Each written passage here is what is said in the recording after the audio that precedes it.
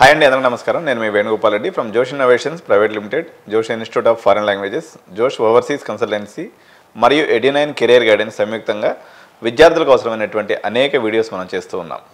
So ఈరోజు తెలుగు రాష్ట్రాల్లో తీసుకున్నప్పుడు నార్త్కి వెళ్ళి చదువుకునేటువంటి విద్యార్థుల సంఖ్య గణనీయంగా పెరిగింది. ఇందుకు గత సంవత్సరం జీడి గోయంకా యూనివర్సిటీ అనుకోండి, లేకపోతే బెన్నెట్ యూనివర్సిటీ అనుకోండి, లేకపోతే శివనాడారి యూనివర్సిటీ అనుకోండి, చాలా పెద్ద ఎత్తున తెలుగు ప్రాంతాల నుంచి ఇంతకుముందు చెన్నై మార్కెట్ మనకు ఘనంగా వెళ్ళి ఎక్కువ మంది చదువుకునేవాళ్ళు. ఇప్పుడు ఎస్ఆర్ఎం అనుకోండి, విట్ అనుకోండి, అమృత అనుకోండి, ఇట్లా భారతీయ యూనివర్సిటీ అని, doctor Ambedkar university, doctor MGR university, ఇట్లా రకరకాల ప్రైవేట్ యూనివర్సిటీకి మన తెలుగు విద్యార్థులు వెళ్ళి చదువుకునేవాళ్ళు.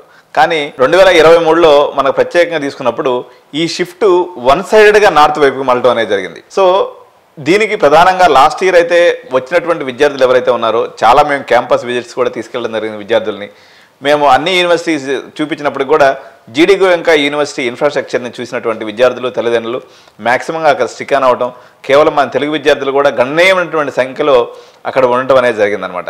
సో ఈరోజు మనతోటే మన ముఖ్య అతిథిగా వచ్చినటువంటి K Tammireddy sir, dean school of engineering and sciences, GD Goenka university మనతోటే ఉన్నారు. సార్కి స్వాగతం తెలుపుతూ మనకు జీడి గోయంకా గురించినటువంటి విశేషాలని, పర్టికులర్గా సార్ ఏంటంటే PhD in artificial intelligence management sciences, ఇక్కడ 2 బజ్వాళ్ళని సార్ మేనేజ్ చేస్తున్నారు.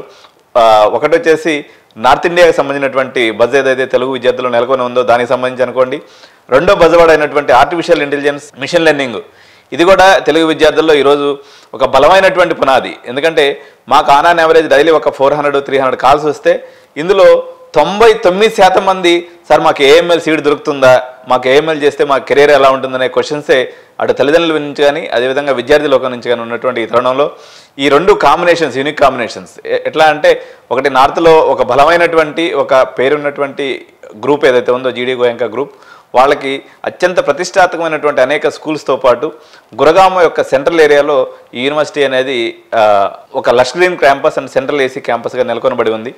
కాబట్టి ఈ 2 యూనిక్ కాంబినేషన్ కలిగినటువంటి మన యొక్క ఈరోజు విశిష్ట అతిథి తమ్మిరెడ్డి సార్ తోటే మనం ఈరోజు మనం విశేషాలను పంచుకుందాము. సో నమస్కారం సార్. నమస్కారం వేణుగోపాల్ రెడ్డి గారు. సార్ చెప్పండి sir, first of all welcome to our studio and as well as Hyderabad.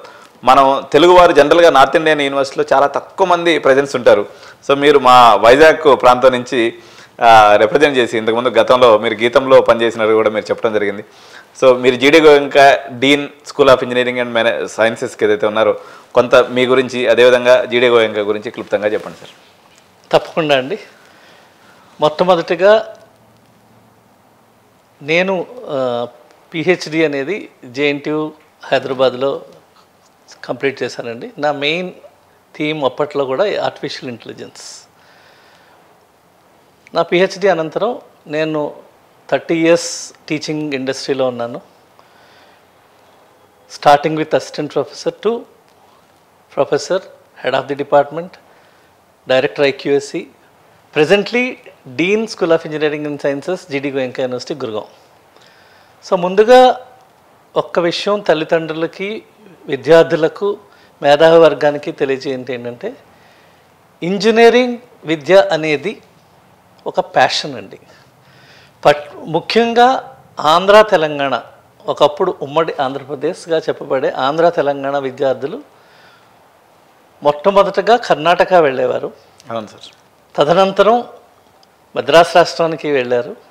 ఇప్పుడు ప్రజెంట్ వాళ్ళు ఎన్సీఆర్, ఢిల్లీ ఎన్సీఆర్ రీజియన్కి కాలేజీ వైపు మొగ్గు చూపుతున్నారు. దానికి చాలా కారణాలు ఉన్నాయి. ఒకటి ముఖ్యంగా చెప్పదలుచుకున్నది నెంబర్ ఆఫ్ సీట్స్. ఓకే, మీరు మద్రాసు రాష్ట్రం తీసుకున్నా, ఆంధ్రప్రదేశ్ రాష్ట్రం తీసుకున్నా, కర్ణాటక తీసుకున్నా, the number of seats in each program or department are limited in NCR region. Okay, ముఖ్యంగా మా జీడి గోయంకా యూనివర్సిటీలో ప్రతి సెక్షన్కి 60 మంది చొప్పున పిల్లలు ఉంటారు. మ్యాక్సిమం ఏఐఎంఎల్లో ఉంటే 3 సెక్షన్లు ఉంటాయి, అంటే 200 మంది మ్యాక్సిమం ఉంటారు. కాబట్టి స్టూడెంట్ మీద ఫోకస్ అనేది ఎప్పుడూ ఉంటుంది. అలాగే ఇంజనీరింగ్ విద్య అనేది ప్రత్యేకంగా ఇంజనీరింగ్ సబ్జెక్ట్సే కాకుండా overall development of the student చాలా ప్రాముఖ్యం చెందింది. అందులో ఒకటి కమ్యూనికేషన్ స్కిల్స్. ముఖ్యంగా మన ఆంధ్రప్రదేశ్ తెలంగాణ ప్రాంతానికి చెందిన విద్యార్థులు మ్యాథమెటిక్స్ అవ్వచ్చు, ఫిజిక్స్ అవ్వచ్చు, కెమిస్ట్రీ అవ్వచ్చు, చాలా మంచి మార్కులు సాధిస్తారు. కానీ వాళ్ళకి ప్రాక్టికల్ నాలెడ్జ్ అనేది చాలా తక్కువ ఉంటుంది compared to the north students. Okay. రెండవది కమ్యూనికేషన్ స్కిల్స్ అనేది మనము స్కూలింగ్ నుంచి అలవాటు చేయాల్సింది. మనం ఈ మార్కుల పరుగు పందెంలో మన తల్లిదండ్రులు అవ్వచ్చు, స్కూల్ వారు అవ్వచ్చు, దాన్ని విస్మరించారు. అందుచేత ఈ మల్టీ కాస్మోపాలిటన్ కల్చర్ కోసం అని చెప్పి వీళ్ళు చాలామంది తల్లిదండ్రులు, విద్యార్థులు ఎన్సీఆర్ ఢిల్లీ రీజియన్ వైపు వస్తున్నారు. అందులో ముఖ్యంగా జీడి గోయంకా యూనివర్సిటీ, తాపర్ యూనివర్సిటీ అవ్వచ్చు, మానవ రచన అవ్వచ్చు, బెనెట్ అవ్వచ్చు, ఇంకా చాలా ఉన్నాయి. సో ఇందులో జీడి గోయంకా యూనివర్సిటీ గురించి నేను తర్వాత మీకు వివరిస్తాను. ప్రధానంగా ఇంజనీరింగ్ విద్య అనేది 4 సంవత్సరములు 8 సెమిస్టర్ల కోర్స్ అండి. ఇది స్టూడెంట్ ఇష్టపడి చదవాలి, ఇష్టపడి కష్టపడి మంచి స్నేహితులతోటి, మంచి విద్యావేత్తల నడుమ ఒక రెసిడెన్షియల్ పద్ధతిలో జరిగితే వాళ్ళు పరిపక్వతను సాధించి రేపు క్యాంపస్కి సెలెక్ట్ అవ్వగలరు. ఓకే. ఈరోజు మీరు చూస్తున్నారు, ప్రపంచం అంతా ఆర్టిఫిషియల్ ఇంటెలిజెన్స్ వైపే చూస్తుంది. అవును సార్. అది ముందు ఈ ఆర్టిఫిషియల్ ఇంటెలిజెన్స్ అనేది ఫస్ట్ 1970 శతకంలోనే కాయిన్ చేయబడినది. ఓకే. కాకపోతే ఈ కంప్యూటర్ యొక్క పరిజ్ఞానం, internet technology, maturity in applications, ఈరోజు అది సాధ్యపడింది. అది ముఖ్యంగా కంప్యూటర్ సైన్స్లోని జాబ్స్ని ట్రాన్స్ఫార్మ్ చేసిందండి కంప్లీట్గా. ఇక్కడ నేను ఒక ముఖ్య పాయింట్ చెప్పదలుచుకుంది ఏంటంటే, ఏఐ ఆర్టిఫిషియల్ ఇంటెలిజెన్స్ జాబ్స్ని తొలగించదు, న్యూ జాబ్స్ని క్రియేట్ చేయబడుతుంది. దాని ట్రాన్స్ఫర్మేషన్ అనేది ఏ విధంగా జరగబోతుంది అనేది మాలాంటి మేధావులు తల్లిదండ్రులకు తెలియచేయాలి. ఓకే. మీరు ఏ ప్రోగ్రామ్ అన్నా చదవండి, దాంట్లో ఏఐని ఎంబెడ్ చేయగలిగితే మీరు విద్యార్థులకి మంచి భవిష్యత్తు ఇవ్వగలం. ఓకే. అలాగే విద్యార్థులు 4 సంవత్సరాలు కూడా వాళ్ళ ఏజ్ గ్రూప్ అనేది 17 to 21. అవును సార్. ముఖ్యంగా అమ్మాయిలు అవ్వచ్చు, అబ్బాయిలు అవ్వచ్చు.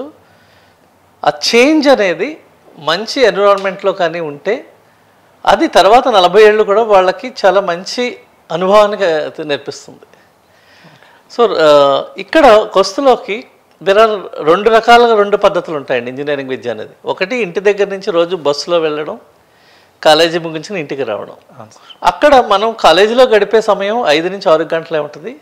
స్నేహితులతో గడిపే సమయం కూడా చాలా తక్కువ ఉంటుంది. అవును.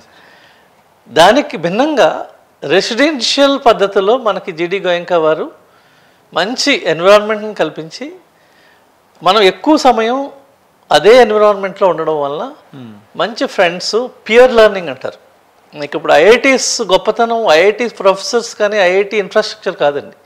ఈరోజు మ్యాక్సిమం అన్ని యూనివర్సిటీస్లో కూడా మంచి ఇన్ఫ్రాస్ట్రక్చర్ ఉంది. నేను ఏ యూనివర్సిటీని క్రిటిసైజ్ చేయదలుచుకోలేదు, ఎందుకంటే ప్రతి యూనివర్సిటీకి ఒక్కొక్క ప్రాముఖ్యత ఉంటుంది.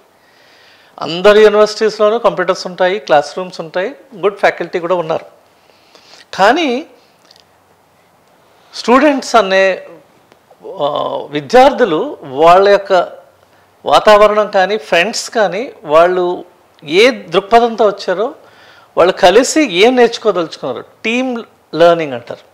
ఇక్కడ సింగిల్ ఇండివిజువల్ అనేది ఉండదండి. ఇంజనీరింగ్లో team has to work. Okay. అంటే ఒక సంఘటితంగా చేయాలి. అప్పుడు ఏమవుతుందంటే దాని రిజల్ట్ అనేది పాజిటివ్గా వస్తుంది. మీరు ఏదైనా తీసుకోండి, ఒక సాఫ్ట్వేర్ ప్రాజెక్ట్ తీసుకోవచ్చు, ఒక బిల్డింగ్ కన్స్ట్రక్షన్ తీసుకోవచ్చు, ఒక స్టీల్ ప్లాంట్ తీసుకున్నా మీకు ఒక టీం అనేది వర్క్ చేస్తుంది. సో అది మన విద్యార్థులకి నేర్పగలిగితే ఇంజనీరింగ్ విద్య అనేది చాలా సంతోషంగా 4 ఏళ్ళు అతనికి ఒక మధురానుభూతిని నిలుపుతాయి. సార్, జనరల్గా మనం తీసుకున్నప్పుడు సార్ మెజారిటీ ఆఫ్ ది యూనివర్సిటీస్లో అనుకోండి, లేకపోతే ఈ ఆర్టిఫిషియల్ ఇంటెలిజెన్స్ సడన్గా బూమ్ రావడం వల్ల ఫ్యాకల్టీ కొరత కూడా తీవ్రంగా ఉంది. అటువంటిది మీరు ఏకంగా ఇంజనీరింగ్ మొత్తం డిపార్ట్మెంట్ని హ్యాండిల్ చేస్తున్నారు. ఒక ఏఎంఎల్ ప్రొఫెసర్గా ఉన్నారు, అసిస్టెంట్ ప్రొఫెసర్గా ఉన్నారు, ఇప్పుడు మీరు డీన్గా ఉన్నారు. సో ఎటువంటి విలక్షణమైనటువంటి స్టైల్ని మీరు అనుసరించే అవకాశం ఉంది? సో ఏఎంఎల్ అనేది చాలామంది తల్లిదండ్రుల్లో 2 రకాలు ఉంది. లక్షలాది మంది దీన్ని చదివినందువల్ల ఈ బబుల్ బ్లాస్ట్ అయిపోయేసి నిరుద్యోగం వస్తుందేమో అనేటువంటి ఒక చింత ఉంది. సో ఈ పరిస్థితుల్లో అయినప్పటికి కూడా సరే ఇక అది వస్తుంది, మనం దాంట్లోకే వెళ్ళి ఏదో ఒకటి మన అదృష్టాన్ని పరీక్షించుకుందాం అనేటువంటి ఒక డైలమా పేరెంట్స్లో ఉంది. సో ఒక ఏఎంఎల్ ప్రొఫెసర్గా, అదేవిధంగా డీన్గా మీరు ఒకసారి మా తల్లిదండ్రులకు ఒక సందేశాత్మకమైనటువంటి విషయాలను తెలియజేయండి సార్. ఇంజనీరింగ్ విద్యలో ప్రతి డెకేడ్కి అంటే ప్రతి 10 సంవత్సరాలకి ఒక చేంజ్ అనేది తప్పదండి. ఎస్పెషల్లీ మెకానికల్ ఇంజనీరింగ్ తీసుకుంటే అది 100 సంవత్సరాలకు ఒకసారి వస్తుంది. అవును సార్. కంప్యూటర్ సైన్స్కి వస్తులోకి ప్రతి 10 ఏళ్ళకి ఒకటి వస్తుంది. మీరు చూసే ఉంటారు Y2K ప్రాబ్లం 97లో అది ఒక వరం అయింది ఇండియాకి. అవును. తర్వాత కామర్స్. అవును సార్, కామర్స్ భూమి వచ్చేసి 2004 నుంచి 2015 వరకు కామర్స్ భూమ్ అన్నారు. తర్వాత 2015 నుంచి క్లౌడ్ అనే కాన్సెప్ట్ వచ్చింది. అవును.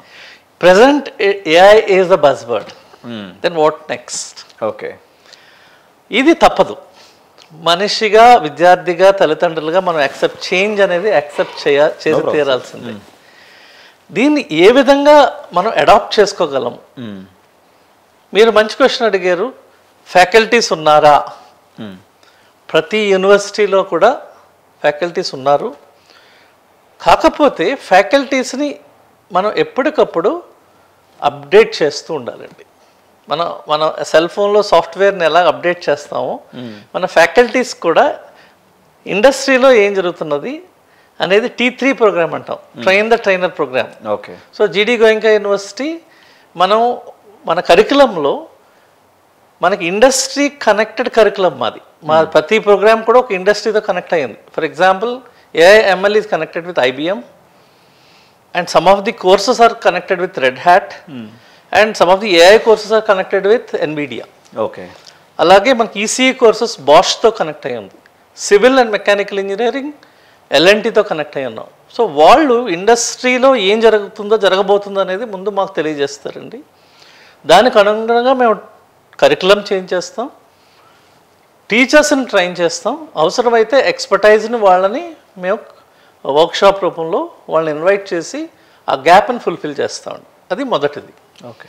రెండవది, విద్యార్థికి ఇప్పుడు ప్రజెంట్ ఇంటర్నెట్ యుగంలో విద్యార్థి టీచర్ మీద ఆధారపడవసరం లేదు. ఇప్పుడు చాలా ఆన్లైన్ కోర్సెస్ వచ్చినాయి. ముఖ్యంగా చెప్పుకోదగ్గది మన భారత ప్రభుత్వం NPTEL అండ్ స్వయం అనే 2 ఆన్లైన్ పోర్టల్స్ని ఓపెన్ చేసి ప్రతి సంవత్సరం కూడా వేలాది కోర్సులు, అందులో AML ఉంది, డేటా సైన్స్ ఉంది, సైబర్ సెక్యూరిటీ ఉంది, క్వాంటమ్ కంప్యూటింగ్ ఉంది. అలా ప్రతి కోర్సుని ప్రముఖ IIT ప్రొఫెసర్స్ తోటి వాళ్ళు ఫ్రీగా స్టూడెంట్స్కి అందిస్తున్నారండి. Okay sir. చాలా యూనివర్సిటీస్, మా GD గోయంకా యూనివర్సిటీ కూడా క్రెడిట్ ట్రాన్స్ఫర్ని అవలంబించింది. ఒక స్టూడెంట్ ఒక సబ్జెక్ట్ని NPTEL కోర్స్ కనుక చేస్తే మేము దాన్ని రికగ్నైజ్ చేసి అతనికి క్రెడిట్స్ని మేము డైరెక్ట్గా ఇస్తాం. సో దీనివల్ల 2 ఉపయోగాలు ఉంటాయి. స్టూడెంట్కి బర్డన్ ఉండదు. ఒకటి, ఫ్యాకల్టీ తోటి ఆయన నేర్చుకోలేకపోయినా ఆన్లైన్ విధానంలో ఒక అడ్వాన్స్డ్ లెర్నర్ నేర్చుకోవడానికి అవకాశం ఉంది. అదేవిధంగా ప్రైవేట్గా కూడా ఆన్లైన్ కోర్సెస్ ఉన్నాయండి. అందులో ప్రముఖమైనది కోర్సెరా అండ్ ఉడేమి. మన NPTEL స్వయం కన్నా ముందే ఈ ఉడేమి, కోర్సెరా కోర్సెస్ అనేవి ఎప్పుడో ప్రాచుర్యం పొందబడింది. చాలా ప్రాచీన దేశాలు, ఫారెన్ కంట్రీస్ ఆల్రెడీ దాన్ని అడాప్ట్ చేసుకుని ఈ అడ్వాన్స్ లెర్నర్స్ అందరూ కూడా ముందుగానే వాళ్ళ డిగ్రీని 3.5 yearsకనే కంప్లీట్ చేస్తున్నారు. ఓకే. ఇప్పుడు NEP 2020లో భారత ప్రభుత్వం కూడా దాన్ని ఆమోదించిందండి. సార్, ఇంకొక విషయం ఏంటంటే సార్, జనరల్గా ప్రతిదానికి మార్కెట్ అనేది ఉంటుంది సార్. యాజ్ ఆన్ టుడే ఇప్పుడు మనం షూట్ చేస్తున్నటువంటి ప్రదేశం ఏదైతే ఉందో ఇది అమీర్పేట ప్రాంతం అన్నట్టు మన తెలంగాణ రాష్ట్రం హైదరాబాద్లో ఉంది. దీన్ని మినీ సిలికాన్ వ్యాలీ అంటూ ఉంటారు అనమాట. ఇప్పుడు మాకు హైదరాబాద్లో 1000 సాఫ్ట్వేర్ ట్రైనింగ్ ఇన్స్టిట్యూట్స్ ఉన్నాయి సార్. మామూలుగా ఒక జావా లాంటి కోర్స్ తీసుకుంటే ఇక్కడ 1500 నుంచి 3000కి దొరికిపోతూ ఉంటుంది అనమాట. అట్లా భారతదేశం వ్యాప్తంగా కూడా తీసుకున్నప్పుడు మనకు సాఫ్ట్వేర్ ఏదైతే కంపెనీస్ ఎస్టాబ్లిష్ అయినాయో, ఇప్పుడు పూణే అనుకోండి, బెంగళూరు అనుకోండి, హైదరాబాద్ అనుకోండి, లేకపోతే మరో క్లస్టర్ అయినటువంటి గురుగ్రామ్ అనుకోండి, మరో క్లస్టర్ అయినటువంటి నోయిడా అనుకోండి, ఈ ప్రాంతాల్లోనే మనకి ఇంజనీరింగ్ కాలేజీలు మెజారిటీగా వెలిసినాయి. సో దీనికి ప్రధానమైనటువంటి కారణం నాకు తెలిసినంతవరకు ఏంటంటే సార్, ఇప్పుడు మనకి ఆంధ్రప్రదేశ్ ప్రాంతం నుంచి చాలామంది విద్యార్థులు, అదేవిధంగా మహారాష్ట్రలో కొన్ని మాకు దగ్గరగా ఉన్నటువంటి డిస్ట్రిక్ట్స్ అనుకోండి, ఒరిస్సా ప్రాంతం నుంచి అనుకోండి, ఇక్కడ నుంచి అంతా వచ్చి హైదరాబాద్లో ఎందుకు చదువుతారంటే, మనం ఈ యొక్క సాఫ్ట్వేర్ ఇండస్ట్రీ ఎక్స్పర్ట్స్ ఎవరైతే ఉంటారో వాళ్ళని సెమినార్స్కి కానీ వాటికి ఇన్వైట్ చేసేదానికి మనకు అవకాశం వస్తుందని చెప్పేసి ఒక ఇదనమాట. సో అట్లా మరో క్లస్టర్ గురుగ్రామ్ ఈజ్ ఆల్సో మనకి మేజర్ క్లస్టర్గా చెప్పొచ్చు. ఒక రకంగా బీజేపీ గవర్నమెంట్ వచ్చిన తర్వాత కొన్ని వందలాది వేలాది కంపెనీస్ హైదరాబాద్ అని తలదనే రీతిలో గురుగ్రామ్ కూడా డెవలప్ అయింది సార్. నేను 2-3 టైం విజిట్ చేస్తే మా గచ్చిబౌలీలు అంతా ఒక 10 గచ్చిబౌలి అంత ఉందన్నమాట, అది హైటెక్ సిటీలో అంత ప్రాంతంగా కనిపించింది అనమాట. సో ఈ అడ్వాంటేజ్ని పిల్లలకి ట్రాన్స్ఫర్ ఎలాగో చేస్తున్నారు. అక్కడ ఉన్నటువంటి ఏదైతే మీరు ఏదైనా ఒక టెక్నికల్ హబ్లో ఉన్నప్పుడు ఆ అడ్వాంటేజ్ పిల్లలకి ట్రాన్స్ఫర్ చేసే అవకాశం ఉంటుంది. సో జీడీ గోయంకా ఈ పర్టికులర్ ఫెసిలిటీ యూజ్ చేసుకునే పాయింట్ ఆఫ్ వ్యూలో ఏ స్థితిలో ఉంది, మీరు ఆ యొక్క అడ్వాంటేజ్ పిల్లలకి ఎలా ఉపయోగపడుతుంది అనేది తెలియజేయండి సార్. ముఖ్యంగా చెప్పుకోదగినది, మనం ఈ సైబర్ సిటీ అవ్వచ్చు, సైబర్ హబ్ అవ్వచ్చు. ఫర్ ఎగ్జాంపుల్ గుర్గాంలో సైబర్ సిటీ అని ఉంది. మేము ఒక 15 కిలోమీటర్ల దూరంలో ఉన్నాం. అది ఒక విద్యార్థిని మేము ఫస్ట్ ఇయర్లో ఫస్ట్ వీక్ దాన్ని ఓరియంటేషన్ ప్రోగ్రాంలో వాళ్ళకి ఒక హాఫ్ డే ట్రిప్లో వాళ్ళకి బస్సులో తీసుకెళ్ళి ఆ ప్రాంతం అంతా కూడా చూపిస్తాం. రేపు ఫ్యూచర్లో మీరు కష్టపడి ఒక స్కిల్ సెట్ని సంపాదించిన తర్వాత మీరు ఇలాంటి ఆఫీస్లో వర్క్ చేయబోతున్నారని. ఓకే. సో అతనికి ఒక మనసులో ఒక డ్రీమ్లా ఉంటుంది. మీరు ఇప్పుడే చెప్పారు, మీరు Hyderabad is silicon valley, Bengaluru is the first Silicon Valley, which I have seen the growth of Bangalore in front of me, as well as when Chandrababu Naidu has developed the high-tech city. So, oka student, oka vidyarthi, first week lone, aa orientation lone, atanu alanti chusinapudu, అతనిలో చాలా ఉద్రేక భావాలు, తర్వాత అలాంటి work చేయాలని ఒక కసి పెరుగుతుందండి. So గ్యారంటీగా అతనిలో ఇంపాక్ట్ వస్తుంది. ఓకే. కాబట్టి ఈ దగ్గరగా ఉండడం అనేది ఒక అడ్వాంటేజ్. ఏంటంటే అతను పరోక్షంగా చూడడం ఒకటి. రెండో అడ్వాంటేజ్, మేము జీడీ గోయంకా యూనివర్సిటీ మేము చాలా ఇండస్ట్రీస్తో టైఅప్ ఉండడం వల్ల ఆ ఎక్స్పర్ట్స్ వచ్చి టాక్స్ ఇవ్వడానికి ఈజీ అవుతుంది. రెండవది, పిల్లవారికి ఇంటర్న్షిప్ రూపంలో వాళ్ళని ఇన్వైట్ చేస్తారు. అక్కడ ఎవరైతే బాగా పెర్ఫామ్ చేస్తారో వాళ్ళకి ఇంటర్న్షిప్ అనంతరం వాళ్ళకి ప్లేస్మెంట్స్ కూడా కల్పించబడతాయి. ఓకే. ఈరోజు ప్రధానంగా ప్రముఖ విద్యాలయాల్లో కూడా including IITs there is no direct placements. ఏదైనా తల్లిదండ్రులకి విద్యార్థులకి మన సవినంగా తెలియజేయండి ఏంటంటే, present trend of placements is changing. ఇప్పుడు 2 రకాలుగా జరుగుతుందండి. ఒకటి, either internship through placement or hackathons. Okay, so students have to participate in hackathons conducted by various companies, like for example Deloitte, then Infosys, TCS. All these companies have started hackathons, and hackathons ద్వారా top టీమ్స్ని invite చేసి వాళ్ళలో ప్రతిభని వెలికి తీసి వాళ్ళకే డైరెక్ట్గా internships and placements ఇస్తున్నారు. So స్లోగా placements అనేది రూపాంతరం చెందబోతున్నాయి. ఒకటి. రెండవది, ఒక విద్యార్థికి ఒక ఆలోచన శక్తి ఉన్నప్పుడు అతను ఓన్గా కంపెనీ స్టార్ట్ చేసే అవకాశం ఉంది. So innovation and incubation centre, so Avishkar innovation and incubation centre అని జీడీ గోయంకా యూనివర్సిటీలో మేము స్టార్ట్ చేసామండి. Student can have an idea, అంటే ఒక విద్యార్థికి ఉన్న ఆలోచనని వాళ్ళ ఫ్రెండ్స్తో కూర్చొని అతని ఖాళీ సమయంలో అక్కడ స్పెండ్ చేసి అతనే కంపెనీ లాంచ్ చేసేలా కూడా మేము ఫెసిలిటేట్ చేస్తున్నాం. ఒక్క చిన్న డౌట్ సార్, ఇక్కడ జనరల్గా ఇప్పుడు మేము గచ్చిబౌలిలో ఉంటాం సార్. ఇప్పుడు మాకు వచ్చేసి టీ హబ్ అని చెప్పేసి కేటీఆర్ గారు ఉన్నప్పుడు ఒక స్టార్ట్ చేశాడు స్టార్టప్స్ గురించి. అదేవిధంగా బెంగళూరులో కూడా అనేక రకాలైనటువంటి సెట్స్. సౌత్ ఇండియాలో ఇన్ని రకాల ప్రయత్నాలు చేసినప్పటికీ గురుగ్రామ్ రీజియన్ నుంచి మాత్రమే స్టార్టప్స్ రావడానికి కారణం ఏంటి సార్? జనరల్గా నాకు out of curiosity I'm asking. ఇక్కడ చెప్పుకోవాల్సింది ఒకటి ఏంటంటే, విద్యార్థిలో ఒక రకమైన డేరింగ్ స్టెప్ ఉండాలండి. నేను చెయ్యాలి, చేయగలను. అది నార్త్లో ఏంటంటే ఒక బిజినెస్ పర్స్పెక్టివ్లో ఆలోచిస్తారు. మన సౌత్ ఇండియన్ స్టూడెంట్స్ అంటే మన ఇటు మన దక్షిణ భాగం స్టూడెంట్స్కి ఏంటంటే ఎక్కువ పేరెంట్షియల్ సపోర్ట్, హ్యాండ్ హోల్డింగ్ చాలా ఎక్కువ.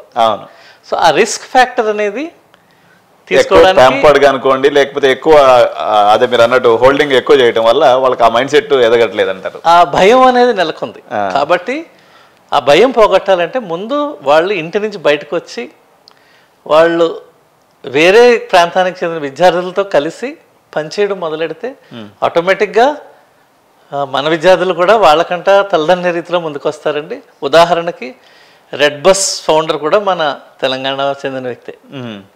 సో ఆయన కూడా బెంగళూరు వెళ్ళి అక్కడ ఒక కంపెనీలో చేస్తూ ఒక ప్రాబ్లమ్ని ఐడెంటిఫై చేసి దాని నుంచి redbus.com అనేది నెలకొల్పాడు. అవును సార్. ఇప్పుడు బైజూస్ రెడ్ బస్ అంటే మన దగ్గర లేవని కాదు కానీ సార్, కానీ నెంబర్ పరంగా తీసుకున్నప్పుడు గురుగ్రామ్ రీజియన్ నుంచి ఎక్కువ స్టార్ట్అప్స్ అనేవి నేను అబ్జర్వ్ చేశాను అనమాట యాక్చువల్గా. దానికి కారణం ఉత్తరాదికి చెందిన విద్యార్థుల్లో ఉన్న డేరింగ్ స్టెప్ అండి.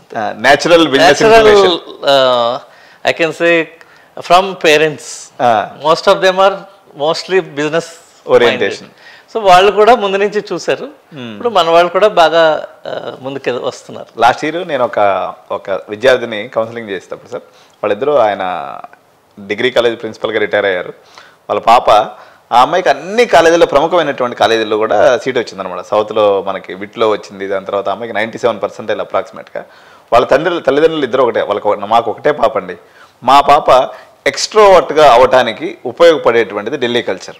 కాబట్టి మాకు ఎన్ని కాలేజీలో సీట్ వచ్చినా మేము జీడీ గోయంకా పోతామని చెప్పేసి వాళ్ళిద్దరు పేరెంట్స్ వచ్చి పాప కూడా చూసి వచ్చిన తర్వాత అమ్మాయి now she is in second year ఇప్పుడు అక్కడ జీడీ గోయంకాలో. సో ఈ ఎక్స్ట్రోవర్ట్ అవ్వటం లేకపోతే ఒక మాటగారితనం అనుకోండి, జనరల్గా మనలో షై అనేది చాలా ఎక్కువ ఉంటుంది సార్. ఇప్పుడు యాక్చువల్గా మన దగ్గర కూడా కెమెరా ముందుకు రావాలంటే మా ఇంట్లో ఎప్పుడు గొడవ అవుతూ ఉండేది అనమాట. నువ్వు ఎప్పుడు కనీసం ఒక ఫోటో కూడా పోజ్ ఇవ్వని చెప్పేసి. అంటే ఈ భయం మనకు న్యాచురల్గా మరి ఎందుకని వచ్చిందో తెలియదు. కానీ ఇప్పుడు నేనైతే బాగా దేశం తిరుగుతుంటాను, కానీ మనం ఎవరితోనో మాట్లాడాలంటే ఒక రకమైనటువంటి సిగ్గు బిడియము లేకపోతే ఏమన్నా అనుకుంటారనేటువంటి తత్వం మేమంటే ఇప్పుడు మీడియాలోకి వచ్చింది పోయింది. కానీ వాస్తవంగా అయితే ఇది చాలామంది పిల్లల్లో ఇది ప్రధానంగా కనిపిస్తుంది. అంటే దీనికి ఏదైనా ప్రత్యేకమైన మనకి ఏదైనా బయలాజికల్ ఫ్యాక్టర్స్ ఉన్నాయా సార్, లేకపోతే ఇంకేదైనా ఫ్యాక్టర్ ఉందంటారా? ప్రధానంగా చెప్పుకోవాల్సింది స్కూలింగ్ అండ్ పేరెంటింగ్ అండి. ఇక్కడ మన దక్షిణాది స్కూల్స్లో ఎక్కువగా అకాడమిక్స్ తప్పించి వేరేది మనం ఎంకరేజ్ చేయం. ఉత్తరాది పేరెంట్స్ ఏంటంటే అన్నిట్లోనూ పార్టిసిపేట్ చేస్తారు. దానివల్ల ఏంటంటే ఆ సిగ్గు బిడియం అనేది వెంటనే పోతుంది చిన్నతనం నుంచి. ఎప్పుడైతే ఆ టీంలో ఉంటాం ఆటోమేటిక్గా అది ఎగిరిపోతుంది అన్నట్టు. ఈవెన్ పెద్దవాళ్ళకు కూడా అది లేదు. మన దక్షిణాది వాళ్ళు ఉండరు. అలానే వాళ్ళు అన్నీ రెస్పెక్ట్ చేస్తారు. సో మన సొసైటీ హ్యాస్ టు చేంజ్. అంటే మనం మారాలి.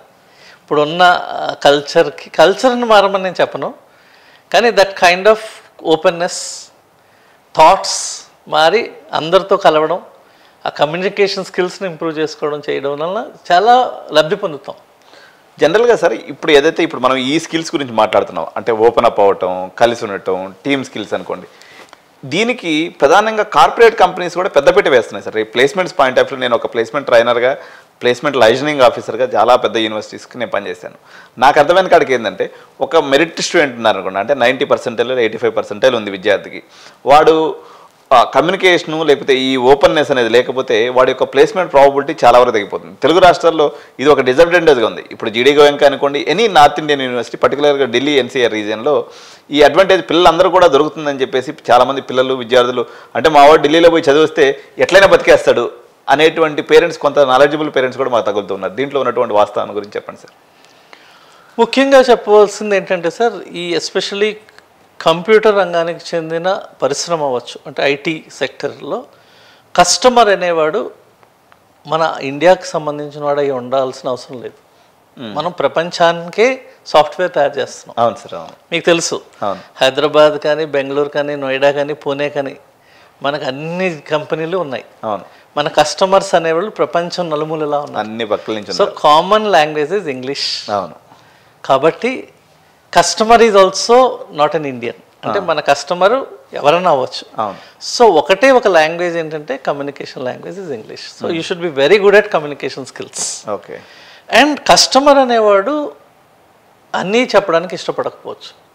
సో మన దగ్గర ఉన్న స్కిల్ తోటి మన ఇన్పుట్స్ తీసుకున్నప్పుడే మనం సాఫ్ట్వేర్ని పర్ఫెక్ట్గా చేయగలం. సో అక్కడ ఈ కమ్యూనికేషన్ స్కిల్స్ అనేవి చాలా ప్రాముఖ్యం సాధిస్తాయి. అది ఒకటి. రెండవది, సోషల్ లైఫ్ అంటారు. అవును సార్. అంటే how active you are in your social life. Maybe social media అవ్వచ్చు, మేబీ మీటింగ్ పీపుల్. ఆ క్లోజ్నెస్ రావడం వల్ల కూడా మనకి కొంత కమ్యూనికేషన్ స్కిల్స్ అనేది ఏర్పడుతుందండి. సో అది మీకు నార్త్లో ఉన్న కాలేజెస్లో because of the multi national culture అవచ్చు. ఇప్పుడు మా జీడీ గోయంకా యూనివర్సిటీలో 40 దేశాలకి చెందిన స్టూడెంట్స్ వస్తుంటారు. వాళ్ళకి ఇంగ్లీష్ తప్పించి వేరే లాంగ్వేజ్ రాదు, వాళ్ళ ఓన్ మదర్ టంగ్ ఇరుండే, హిందీ రాదు, తెలుగు రాదు. సో వాళ్ళు మిగతా స్టూడెంట్స్తో కమ్యూనికేట్ చేయాలి, టీచర్తో కమ్యూనికేట్ చేయాలన్నప్పుడు కంపల్సరీగా English is the only language. అలాగే మన తెలుగు వారు కూడా వచ్చినప్పుడు వాళ్ళకి హర్యానాకి చెందిన హర్యానీస్ ఉంటారు, యూపీ నుంచి, ఉత్తరప్రదేశ్ నుంచి వస్తారు, ఢిల్లీ నుంచి వస్తారు, ఉత్తరాఖండ్ నుంచి వస్తారు, మహారాష్ట్ర నుంచి వస్తారు, బెంగాలీస్ ఉంటారు. సో అందరితోటి వీళ్ళు కలవాల్సిందే. So with in no time ఆ ఫ్రీనెస్ వచ్చేస్తుంది. ఓకే.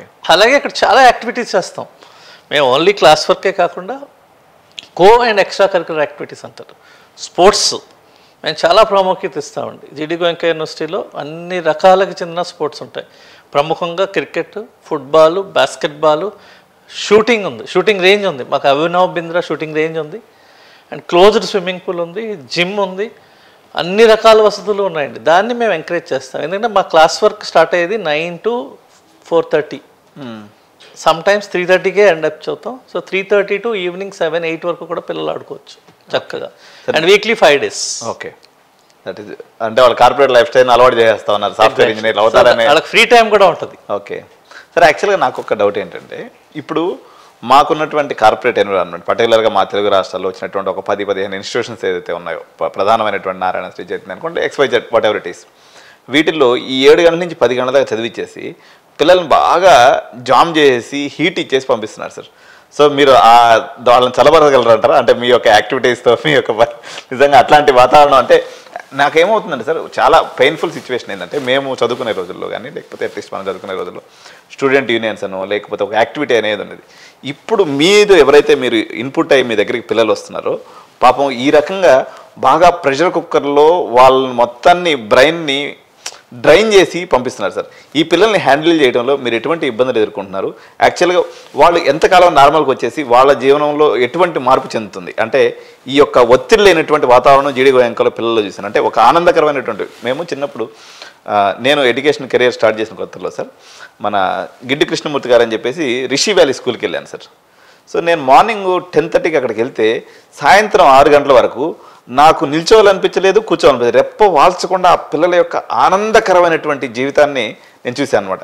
అంటే ఆ పిల్లల్లో ఆ సంతోషం మనం చూడలేకపోతున్నాం. అంటే మేము కార్పొరేట్ కళాశాలకి వెళ్ళి ఎప్పుడైనా సెమినార్స్ ఇవ్వడానికి నేను వెళ్తే కూడా వాళ్ళు ఏదో ఒక బాయిలర్ కోడ్ లెక్క, అంటే ఒక యాలాడేసుకొని దిగులుగా, అంటే వాళ్ళ దాన్ని ఏమంటారంటే జీవకళ అంటారు సార్. జీడీ గోయంకాలో అయితే ఆ యొక్క దాన్ని ఏమంటారంటే ఆ పిల్లల్లో ఆ యొక్క వైబ్ అనేది నాకు అనిపించింది. అంటే ఏంటి సార్ ఈ సీక్రెట్? సార్ ఇక్కడ మనకి ఆంధ్ర ఉమ్మడి రాష్ట్రాల్లో కూడా మనం ఒక రేస్లో ఉన్నామండి. పిల్లవాడు కడుపులో పడ్డ దగ్గర నుంచి మన పేరెంట్స్ ఒక డ్రీమ్ ఏంటంటే వీడు ఐఐటికి వెళ్ళాలి, సో ఎక్కడా లేట్ అవ్వకూడదు. దానికి ఎంత ఎక్కువసేపు చదివించి విద్యాలయం కావాలా అని చెప్పి మన ఇంటర్మీడియట్ వరకు అలాంటి విద్యాలయాన్ని ఎంచుకుంటాం. నేను ఇక్కడ పేరు చెప్పను, ఇది భావ్యం కాదు. సరే సార్. ఆ పందా ధోరణి మారాలి. పిల్లవాడి యొక్క స్ట్రెంగ్త్స్ అండ్ వీక్నెసెస్ తెలుసుకొని బేసిక్ నాలెడ్జ్ అనేది ఎప్పుడు ఉండాలండి. ఇక్కడ నెంబర్ ఆఫ్ అవర్స్ కాదు. ఇప్పుడు మన ఆంధ్ర తెలంగాణలో జరుగుతున్న, ఉమ్మడి ఆంధ్రప్రదేశ్లో జరుగుతుంది ఏంటంటే, మనం ముఖ్యంగా మ్యాథమెటిక్స్, ఫిజిక్స్, కెమిస్ట్రీ చదివిస్తున్నాం. కానీ వాడు ఎంత వరకు దాన్ని అప్లికేషన్ ఓరియంటేషన్లో ఆలోచిస్తున్నాడు అనేది ఎవరు పట్టించుకోవట్లేదు. అందువలన మనకి ఇండియాకి కానీ, ఇండియా ఇప్పటివరకు చాలా సంవత్సరం తర్వాత నోబెల్ ప్రైజ్ అనేది మనకి ఏ దాంట్లో రాలే. కారణం ఇదే, మన విద్యా వ్యవస్థలో సమూల మార్పులు వచ్చి ఈ రేస్ అనేది పోవాలి. అది అంత ఈజీ కాదు. ఫస్ట్ విద్యార్థుల తల్లిదండ్రులలో మార్పు అనేది అవసరం. ఆ మార్పు వచ్చిన తర్వాతే మీకు చేంజ్ అనేది కనబడుతుంది. అంటే మార్పు వచ్చినట్టే కదా సార్ మీ దగ్గర దాకా పంపిస్తున్నాం అంటే మీరు దాన్ని యాక్సెప్ట్ చేయాలి. అది ఎప్పుడు వస్తున్నారు? 17 ఏళ్ల తర్వాత. ఈ 17 ఏళ్ల ప్రెషర్ని వాళ్ళు తట్టుకుని ఒకేసారి బాహ్య ప్రపంచంలోకి వచ్చి వాళ్ళు ఇప్పుడు సంతోషాన్ని ఎదుర్కోవడానికి ప్రయత్నిస్తున్నారు. అక్కడ అప్పటికి జీవితం చాలా వరకు అయిపోయిందండి. సో ఇప్పుడు మేము స్ట్రగుల్ అవుతున్నాం ఏంటంటే వాళ్ళని రైట్ డైరెక్షన్లో పెట్టడానికి మాకు టైం సరిపోవట్లే. మళ్ళీ బేసిక్స్ అప్లికేషన్ ఓరియంటేషన్లో చెప్పాల్సి వస్తుంది, 1 year వేస్ట్ అవుతుంది. అది కనుక కరెక్ట్గా విద్యావేత్తలు అందరూ సిలబై కరెక్ట్గా ఫ్రేమ్ చేసి చక్కగా వాళ్ళు ఆనందంగా ఉంటే ఈ రేస్ అనేది ఉండదు వాళ్ళల్లో. అది కొంతవరకు సిబిఎస్ఈ సిలబస్ కొంత మార్పులు జరిగినాయి, కానీ దాన్ని అడాప్టేషన్లో కొంచెం గవర్నమెంట్ కూడా సహకారం ఉండాలి. ఓకే, ఇప్పుడు మీరు అన్నారు కదా సార్, హ్యాండ్ హోల్డింగ్ అనేది పేరెంట్స్ పాయింట్ ఆఫ్ వ్యూలో, అంటే మేము ఇంత దూరం నుంచి ఒక 1500 కిలోమీటర్ల అవతలకు పంపిస్తున్నాం కాబట్టి ప్రధానంగా 2 విషయాల్లో పేరెంట్స్ ఎక్కువ, అంటే మొత్తం 4 విషయాలు తెలుగు పేరెంట్స్ బేసిక్గా అడుగుతూ ఉంటారు సార్. ఫస్ట్ వచ్చేసి సార్ ₹1,00,000 ప్యాకేజ్ వస్తుందని అడుగుతారు ఫస్ట్ క్వశ్చన్ చాలామంది పేరెంట్స్, ఒక 60% పేరెంట్స్. రిమైనింగ్ వచ్చేసి అమ్మ రాగానే సార్ మా వాడికి మంచిగా దొరుకుతుందా, ఆడపిల్ల తల్లిదండ్రులు రాగానే సార్ మా పాప సేఫ్టీ అయినా, సార్ మా వాడికి అంటే గ్యారంటీగా ప్లేస్మెంట్ వస్తుందా సార్, అంటే ఇదొక కేటగిరీ అన్నట్టు. మొత్తం మీద ఈ మొత్తం ఇంజనీరింగ్ మేము చేసేటువంటి కౌన్సిలింగ్లో ఈ 4 ప్రధానమైనటువంటి వస్తువులు సార్. సో పర్టికులర్గా జీడీ గోయంకా హాస్టల్ ఫెసిలిటీ గురించి, అక్కడ మీరు అందిస్తున్నటువంటి ఆహారం గురించి కొన్ని విషయాలు, దాని తర్వాత మనం ప్లేస్మెంట్స్ పాయింట్ ఆఫ్ వ్యూలో సార్ ప్రతి ఒక్కరికి ఎక్స్పెక్టేషన్స్ అనేవి నేను ఇంతకుముందు గతంలో కూడా కొన్ని వీడియోస్ చేశాను. ఈ కోట్లు ప్యాకేజ్ చేసి ఇప్పుడు నారాయణలో ఒకసారి అంటే మీరు అన్నట్టు విద్యా సంస్థ పేరు దిగిపోయినప్పుడు కూడా ఎవరికో కొద్దిమందికి వచ్చేటువంటి ఐఐటి జేఈ ర్యాంకులను పట్టుకొని మార్కెటింగ్లో మోసపోయినప్పుడు కూడా, కానీ ఎక్కడో ఒక చిన్న ఆశ, అంటే మా వాడి కోడి కొడతాడా అనేటువంటి ఆశ అయితే పేరెంట్స్లో ఉంది. ఈ విషయాల గురించి కొన్ని విషయాలు చెప్పండి సార్. ముఖ్యంగా భోజన సదుపాయాలు అయితే జీడీ గోయంకా యూనివర్సిటీ చాలా పేరుందండి. కారణం ఏంటంటే వాళ్ళకి 30 సంవత్సరాల నుంచి ఎడ్యుకేషనల్ సిస్టంలో అనుభవం ఉంది. మనకి 100కు పైన స్కూల్స్ ఉన్నాయి, వాళ్ళవి ఓన్ స్కూల్స్ ఉన్నాయి, ప్లస్ ఫ్రాంచైజ్డ్ స్కూల్స్ ఉన్నాయి. సో మా జీడీ గోయంకా యూనివర్సిటీలో భోజనం మాకు కానీ విద్యార్థులకు కానీ పిల్లలకు కానీ అన్నీ ఒకే రకంగా ఉంటాయి. ఉదయం చక్కటి ఆహారం, పాలు, పళ్ళు, మన south Indian tiffins, idli, vada, sambar అన్నీ దొరుకుతాయండి. మధ్యాహ్నం కూడా చక్కగా అన్ని వెజిటబుల్స్తో కూడిన ఆహారాన్ని, రాత్రుళ్ళు వారానికి 3 సార్లు నాన్ వెజిటేరియన్స్ అయితే నాన్ వెజిటేరియన్స్, వెజిటేరియన్స్ అయితే వాళ్ళకి కావాల్సిన స్పెషల్స్ చక్కగా అందించబడతాయండి. క్వాలిటీలో అయితే ఎక్కడ కాంప్రమైజ్ అవ్వరు. ఇప్పుడు వరకు కూడా ఒక కంప్లైంట్ కూడా రాలే. రెండవది ఏంటంటే ప్రధానంగా హర్యానా అనేది పాల ఉత్పత్తుల్లో చాలా మంచి క్వాలిటీ అయిన పాల ఉత్పత్తులు అండి. పాలు అవ్వచ్చు, పెరుగు అవ్వచ్చు, బటర్ అవ్వచ్చు, పన్నీర్ అవ్వచ్చు. కాబట్టి అక్కడ భోజన సదుపాయాలు అయితే ఇప్పటి వరకు నేను రోజు మధ్యాహ్నం అక్కడ అరగిస్తాను భోజనాన్ని. ఎప్పుడు స్టూడెంట్లతో కలుస్తూ మాట్లాడుతుంటాం. ఈరోజు వరకు కంప్లైంట్ రాలే. ఇంకా ఆంధ్రాలో నేను కొన్ని విశ్వవిద్యాలయ పేరు చెప్పదలుచుకోలేదు, స్టూడెంట్స్ నాకు చెప్పడం జరిగింది. బట్ రోజు ఒకటే భోజనం, మన ఇంట్లో భోజనం కూడా ఒక్కోసారి మనకే బోర్ కొట్టి బయట హోటల్కి వెళ్తాం. అవును సార్, అది నేను కాదన్నా. So quality of food is very good in జీడీ గోయంకా యూనివర్సిటీ. అండ్ అకామిడేషన్ అనేది సింగిల్, డబుల్ బెడెడ్, అన్ని డార్మెటరీ కైండ్, అన్ని రకాల సదుపాయాలతో ఉన్న బెస్ట్ హాస్టల్స్ అనేది ఉన్నాయండి. ఇక్కడ ఒక నాది చిన్న క్వశ్చన్ సార్. ఇప్పుడు యాక్చువల్గా ఇప్పుడు మనకు హైదరాబాద్లో తీసుకున్నా, బెంగళూరులో తీసుకున్నా, ఫుడ్ పిరమిడ్ ఏదైతే ఉంటుందో proteins, fibre, carbohydrates and micronutrients, వీటిని సమపాళ్ళలో ఒక కాలేజ్ లెవెల్లో పెట్టడం అన్నది న్యాచురల్గా చూడండి సార్. జనరల్గా మనం ఇప్పుడు తాజ్ కృష్ణ పోయినాం అనుకోండి, అక్కడ ఉంటుంది అనమాట. అంటే ఫస్ట్ సలాడ్ ఉంటుంది, దాని తర్వాత మనకి అదేనా సూప్ ఉంటుంది, సూప్ తర్వాత వచ్చేసి మనకి స్టార్టర్స్ ఉంటాయి, స్టార్టర్స్ తర్వాత మెయిన్ కోర్స్ ఉంటుంది, మెయిన్ కోర్స్ తర్వాత డిజర్ట్ ఉంటుంది. జనరల్గా ఇది మనం స్టార్ హోటల్స్లో ఎప్పుడన్నా పోయినప్పుడు మనం అనుభవించవచ్చు. కానీ ఒక కాలేజ్ లెవెల్లో ఏం సార్ ఇదంతా మీరు, అంటే ఈ స్టార్టర్స్, సూపులు, తర్వాత మెయిన్ కోర్సు, డిజర్ట్, ఇది ఎట్లా సాధ్యం అవుతుంది అంటారు? అంటే మాకు 8 స్కూల్స్ ఉన్నాయండి. జీడీ గోయంకాకి 8 ప్రాముఖ్యమైన స్కూల్స్ ఉన్నాయి. అందులో స్కూల్ ఆఫ్ ఇంజనీరింగ్ సైన్సెస్ ఒకటి. అది కాకుండా మేము లీ కార్డన్ బ్లూ అని ఒక ఫ్రాన్స్ సంస్థ ఆధ్వర్యంలో hospitality, school of hospitality sciences అనే స్కూలు నడబడుతుంది. వాళ్ళ ఆధ్వర్యంలో ఈ ఫుడ్ అనేది తయారు చేయబడుతుంది. ఓహో, అందుచేత వాళ్ళు మాకు ప్రతి మెన్యూలో కూడా ఏమేమి ఉండాలనేది క్లియర్గా మెన్షన్ చేస్తారు. సో ప్రతి దినం కోడిగుడ్లు పాలు అనేది, ఒక అరటిపండు ఆర్ ఫ్రూట్స్ అనేది compulsory. Okay. Apart from bread, butter jam, idli and chapati.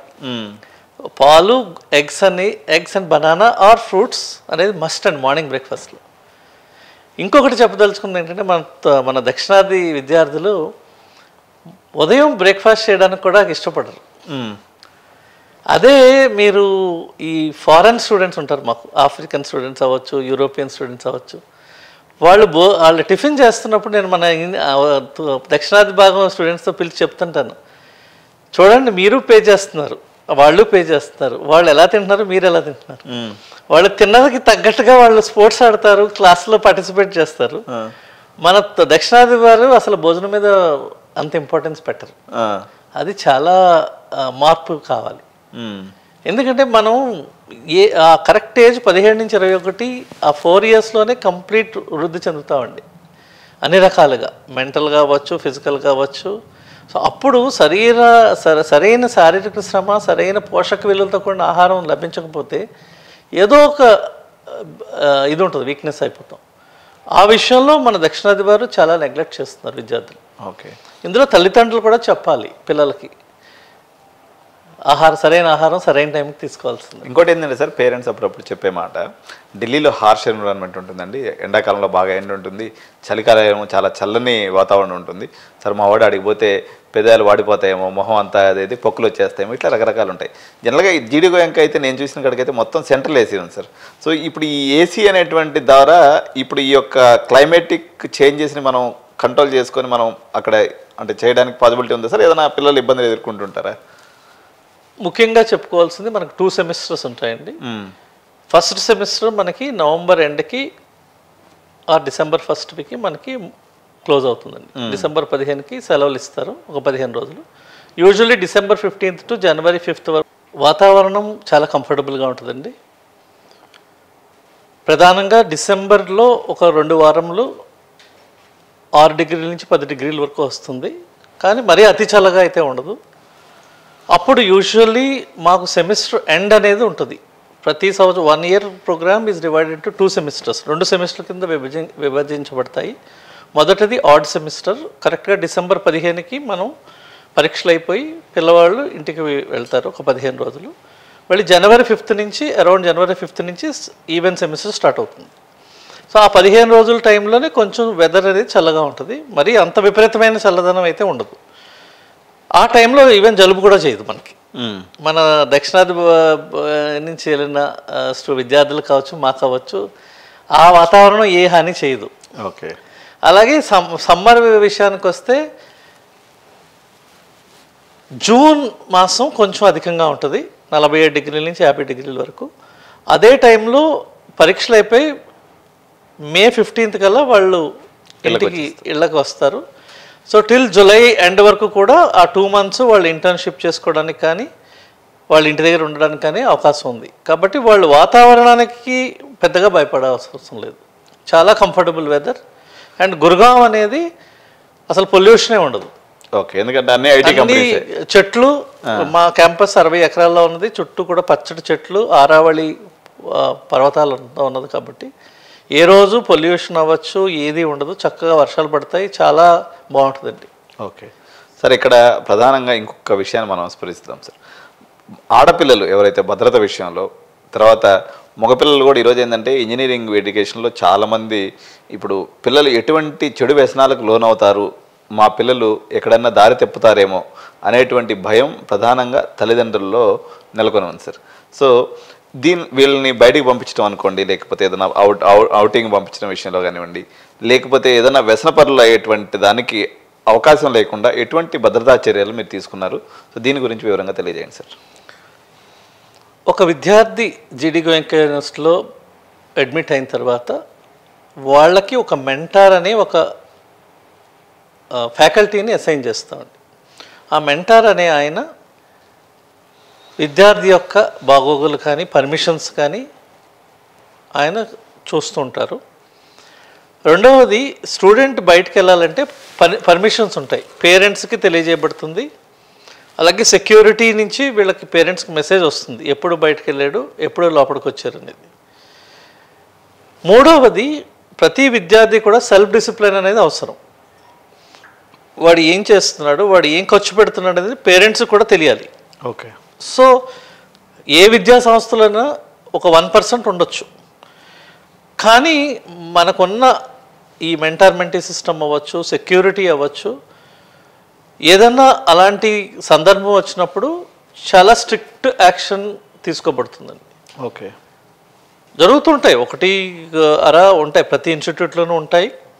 దానికి కమిటీ ఉంటుంది, మెంటారు, స్టూడెంట్ కౌన్సిలింగ్ సిస్టమ్ ఉంది. మాకు కౌన్సిలింగ్ సైకాలజిస్ట్స్ ఉన్నారు, వాళ్ళు కౌన్సిల్ చేస్తారు, ఫ్యాకల్టీ కౌన్సిల్ చేస్తారు. మేము రెగ్యులర్గా క్లాసెస్లో గుడ్ హ్యాబిట్స్ గురించి వీటి గురించి కూడా కౌన్సిల్ చేస్తాం.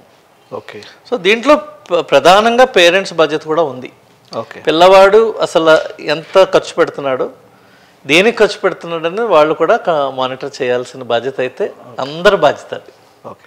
సరే, ఒకటి ఈ యూనిఫామ్ గురించి ఒకసారి చెప్తారా సార్? ఈ యూనిఫామ్ ఉందా అని చాలామంది పేరెంట్స్ అడుగుతూ ఉంటారు. దీనికి సంబంధించి ఇంజనీరింగ్ విద్యా విధానంలో యూనిఫామ్ అనేది ఓన్లీ వర్క్షాప్స్కి సంబంధించి తప్పించి జనరల్గా అయితే యూనిఫామ్ అనేది లేదండి. వాళ్ళకి ఫ్రీడమ్ ఉంది, వాళ్ళు కంఫర్టబుల్ డ్రెస్ వేసుకోవడానికి అనుమతిస్తారు. ఓకే. ఎన్ని విన్నా ఎన్ని చేసినా మా వాళ్ళు ప్లేస్మెంట్ గురించి అయితే అడగకుండా ఆ సెషన్ అనేది కంప్లీట్ అవ్వదు సార్. దాని గురించి ముఖ్యంగా జీడి గోయంకా యూనివర్సిటీలో క్యాంపస్ రిక్రూట్మెంట్ కమిటీ అంటే ఒక సిఆర్సి అంటామండి. దానికి ఈ క్యాంపస్ ట్రైనింగ్ అవ్వచ్చు, క్యాంపస్ ప్లేస్మెంట్ అవ్వచ్చు, దానికి మనకు ఒక వ్యవస్థ ఉంది. వాళ్ళు కంపెనీస్ని ఇన్వైట్ చేయడము, వాళ్ళని ట్రైన్ చేయడము అన్నీ చక్కగా జరగబడుతున్నాయండి. లాస్ట్ ఇయర్ కూడా మేము 3rd years వారికి ట్రైన్ చేసాము, చాలామంది ప్లేస్ అయ్యారు. బట్ ప్రస్తుతం ఏంటంటే ప్లేస్మెంట్ డ్రైవ్స్ అనేవి ఇండియా అంతా కూడా కొంచెం స్తబ్దత నెలకొంది, అది అందరికీ తెలిసిందే. ఎందుకంటే there is a lot of transformation in the job roles. Okay. So ఈరోజు స్కిల్ సెట్ అనేది చాలా ఇంపార్టెంట్. సో దానికి కావలసిన ట్రైనింగ్ని మనం ఇప్పుడు ప్రజెంట్ 2nd year నుంచే ఇవ్వాలని కూడా జీడి గోయంకా యూనివర్సిటీ మేనేజ్మెంట్ ప్లాన్ చేస్తున్నాం. మోస్ట్లీ అది 2nd year నుంచే చేయడం మొదలు పెడితే ఇంకా మంచి ఫలితాలు రావచ్చు. ముఖ్యంగా ఏంటంటే పెద్ద కంపెనీస్ కూడా రిక్రూట్మెంట్ డ్రైవ్స్ అనేది తగ్గించుకున్నాయి.